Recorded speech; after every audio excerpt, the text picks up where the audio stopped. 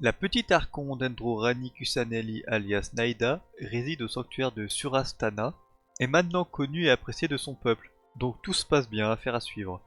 Détentrice d'un œil divin Dendro, en fait je ne pense pas qu'un archon ait besoin d'un œil divin, soit, elle utilise un catalyseur. Au niveau de ses attaques normales, elle enchaîne jusqu'à 4 attaques qui infligent des dégâts de Dendro vers l'avant. Pour ses attaques chargées, elle consomme de l'endurance pour infliger des dégâts de Dendro de zone vers l'avant après un court délai. Pour sa compétence élémentaire, Omniscience des plans, au niveau de son appui court, elle tabasse les ennemis à proximité avec un bâton magique, infligeant des dégâts d'Endro de zone et donne une graine de Skanda à un maximum de 8 ennemis touchés. Au niveau de son appui long, elle bascule en mode photo, ce qui permet de sélectionner des ennemis dans une zone, tout en rendant la résistance à l'interruption de Naïda digne des plus gros tanks. Lorsque le mode photo se termine, la compétence inflige des dégâts d'Endro aux ennemis et leur donne une graine de Skanda à un maximum de 8 touchés. La graine de Skanda, qu'est-ce que c'est donc que ça? Les ennemis marqués par la graine sont liés les uns aux autres. D'accord. Après avoir déclenché des dégâts de réaction élémentaire ou après avoir infligé des dégâts grâce à un noyau Dendro sur un ennemi affecté, Naïda déclenche une purification trikarmique sur tous les ennemis liés infligeant des dégâts Dendro. Son déchaînement élémentaire, cœur illusoire, manifeste la cour des rêves et déploie le sanctuaire de Maya, et pas la veille, attention, la tortionnaire des impurs. Lorsque le sanctuaire est là et tant que l'équipe est dedans, des effets s'appliqueront selon les types élémentaires présents dans l'équipe. Si vous avez un personnage pyro, les dégâts infligés par la purification trikarmique augmentent. Si vous avez un personnage électro, l'intervalle de déclenchement entre chaque purification trikarmique diminue. Et si vous avez un personnage hydro, la durée du sanctuaire augmente.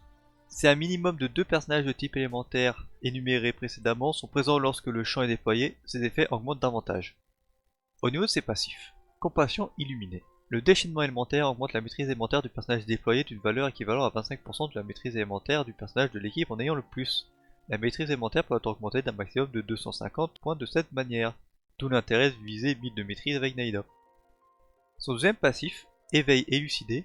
Pour chaque point de maîtrise élémentaire que Naïda possède au-delà de 200 points, les dégâts infligés par la purification trikarmique augmentent de 0,1% et son taux critique de 0,03%. Les dégâts de la purification peuvent être augmentés d'un maximum de 80% et son taux critique d'un maximum de 24% de cette manière. On va pas parler des constellations ici parce qu'on est pauvre. On va passer directement aux armes. Alors, nous avons plusieurs façons de jouer Naïda, plutôt orienté dégâts ou plutôt orienté soutien. Dans tous les cas, sa meilleure arme sera le 1000 rêves flottant. C'est son arme de signature qui lui donne de la maîtrise élémentaire en très grande quantité et donne en même temps un montant fixe à ses coéquipiers. Si vous voulez la jouer plutôt orienté dégâts, nous avons la vérité de Kagura. Avec cette arme, Naïda peut facilement obtenir des cumuls complets de passifs avec son temps de recharge de compétences élémentaires. Vous pourrez stacker paisiblement le passif, ce qui rend l'arme intéressante. L'origine des 4 vents. L'arme offre de gros dégâts élémentaires si vous laissez Naïda longtemps sur le terrain, si vous la jouez en main DPS en gros. Le mouvement vagabond. Seul le passif de l'arme qui donne un bonus d'attaque n'est pas très pertinent, les autres sont bien plus intéressants. Donc les bonus de dégâts élémentaires et la maîtrise élémentaire, ça c'est bon. La perle solaire, le passif de l'arme renforce les dégâts de la compétence et des attaques normales, donc c'est cool. Sinon, si vous voulez jouer Naïda de manière un peu plus conventionnelle en tant que soutien, quoique main DPS ça reste conventionnel, bref. Si vous voulez jouer Naïda plus en soutien ou qui ne passe pas beaucoup de temps sur le terrain et qui n'est pas là pour infliger le maximum de dégâts, vous pouvez utiliser le mémoire des rituels. C'est une arme qui donne un montant élevé de maîtrise élémentaire que Naïda apprécie fortement, mais le passif n'est pas très utile. L'étoile du soir errante, elle donne de la maîtrise élémentaire et augmente la taille de Naïda et des personnages de l'équipe en fonction de la maîtrise élémentaire, ça peut être utile dans certaines compositions. L'Atlas des terres et des mers, l'armée forgeable, offre un bon montant de maîtrise élémentaire et augmente les dégâts élémentaires après avoir déclenché une réaction élémentaire. Le guide de magie, c'est une arme 3 étoiles, facile à avoir et à raffiner, l'arme augmente les dégâts dans certaines compositions et donne de la maîtrise élémentaire. Le code de Favonius, cette arme est très situationnelle, elle sera utilisée si Naïda ou son équipe ont besoin de recharge d'énergie. Au niveau de ces sets d'artefacts, nous avons le 4 pièces souvenir de forêt, c'est le meilleur set si aucun autre coéquipier ne le possède dans l'équipe. Il augmente les dégâts personnels de Naïda en plus de baisser la résistance d'Endro, et de ce fait augmenter les dégâts des réactions d'Endro pour son équipe.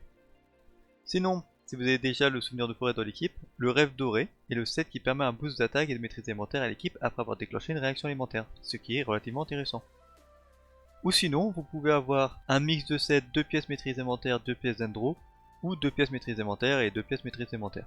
Ces combinaisons de 2 pièces peuvent être plus fortes que le rêve doré en fonction des sous-statistiques bien évidemment. Au niveau des statistiques à avoir sur vos artefacts, alors si vous la jouez soutien, au niveau de la fleur et de la plume, vous devrez viser en sous-statistiques la maîtrise élémentaire de la recharge d'énergie, toujours important. Du critique, c'est pour le fun, sauf si vous jouez évidemment l'arme de Favonius, dans ce cas-là il faudra avoir beaucoup de taux critiques.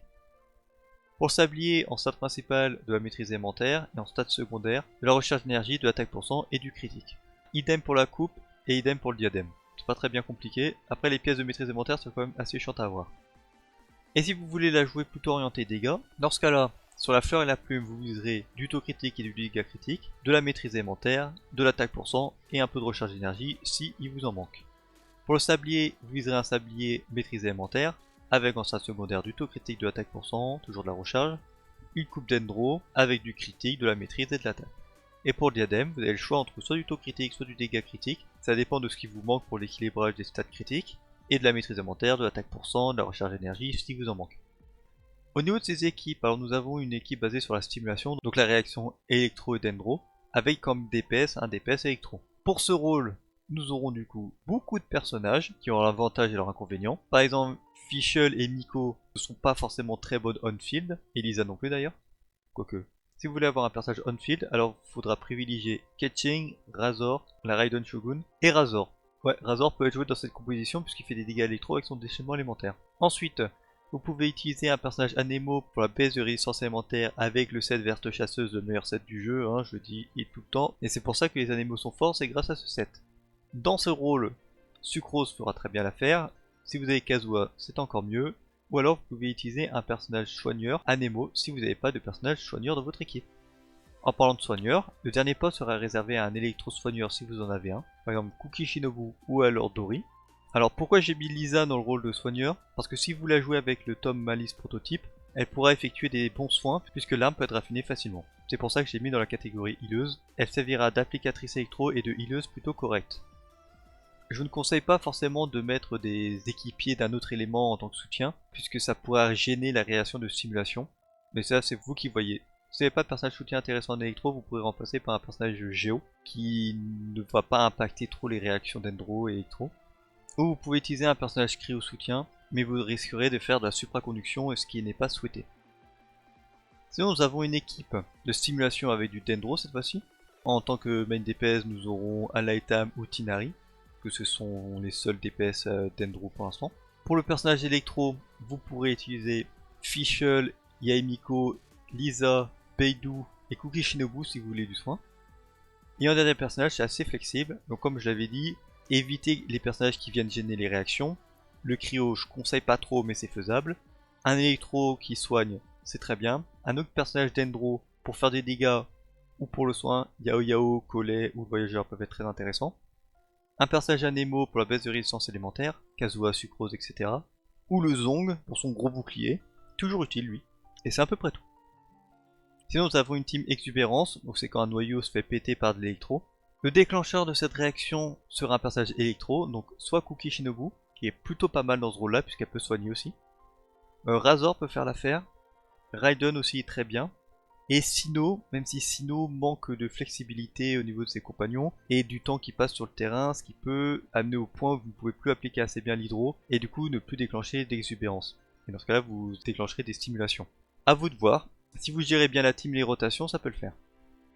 En personnage hydro, vous avez les traditionnels Yelan ou Xingqiu pour appliquer l'hydro mono-cible en masse. Et si vous voulez avoir une application un peu plus multi-cible, même si Yelan le fait déjà un peu, mais Kokomi et Mona sont relativement corrects. Petite préférence pour Kokomi puisqu'elle a énormément de soins. Et un dernier personnage, ça sera assez flexible, donc le Zong pour son gros bouclier, Sucrose pour la dispersion et la baisse de résistance élémentaire, un personnage Anemo healer si vous manque de soins, un second personnage Dendro si vous avez peur que Naida n'applique pas assez le Dendro même si normalement ça devrait pas arriver, par exemple le voyageur collé ou Yao Yao pour du soin, et un soutien cryo pour non seulement se protéger ou se soigner, par exemple là il a eu Diona, mais aussi pour geler les ennemis qui sont marqués par l'hydro, qui vous permettent d'éviter de les voir se barrer partout. C'est un confort de jeu, ça ne gêne pas trop la réaction d'exubérance, donc c'est pas trop mal. Sinon, dans à peu près le même style, nous avons une team bourgeonnement. Vous allez remplacer votre personnage électro par un personnage pyro. Dans ce cas-là, Thomas est la meilleure option. Ensuite, vous avez Xiangling qui est pas mal du tout. Et Xingyan, qui peut faire le travail avec son bouclier, même s'il est plutôt relativement compliqué à générer. Et sinon, nous avons une équipe un peu plus spécifique, qui est une team fonte avec Ganyu, puisque c'est Ganyu qui bénéficie le plus de cet archétype de fonte. Dans ce cas-là, donc la team se compose de la manière suivante. Vous aurez Ganyu pour le dégât, Naida pour l'application Dendro, Bennett sera là pour faire un effet de brûlure très long avec le Dendro, et Zhongli sera là pour la protection. Vous avez une autre variante, que je joue et qui est assez fun, où il y a moins de prise de tête pour l'application Pyro, ça serait de jouer Deya en tant que protection. Si vous avez bien équipé Deya et qu'elle a beaucoup de PV, elle pourra tanker de bons dégâts et permettre à Ganyu de ne pas être interrompu. De plus, son application Cryo avec sa compétence élémentaire permet à Naida d'enflammer en permanence l'ennemi et à Ganyu du coup de générer des fontes en permanence. Bon, au niveau de son apparence, bah c'est une Loli, on aime ou on n'aime pas. Je crois que j'avais déjà dit. Moi je la trouve sympa. Voilà, c'est tout. Alors, sinon, qu'est-ce qu'elle vaut en vrai? Il y a pas mal d'autres vidéastes qui s'alignent sur le sujet en disant que c'est le meilleur personnage du jeu. Et je pense qu'effectivement c'est le meilleur personnage du jeu. Elle m'a permis d'avoir les 36 étoiles dans les abysses alors que je l'avais mal équipée, à elle seule, pour vous dire la puissance du personnage. Bon maintenant j'y arrive plus, super, merci le loup alpha doré et le Winot, que je n'arrive pas à passer parce que c'est trop con ce boss. Mais si vous ne l'avez pas, c'est un énorme ajout pour le compte. Probablement le meilleur ajout d'un compte qu'on peut avoir pendant les 2 prochaines années, tellement le personnage est débilement broken. Invoquez-la parce que c'est un archon et aussi le meilleur personnage du jeu.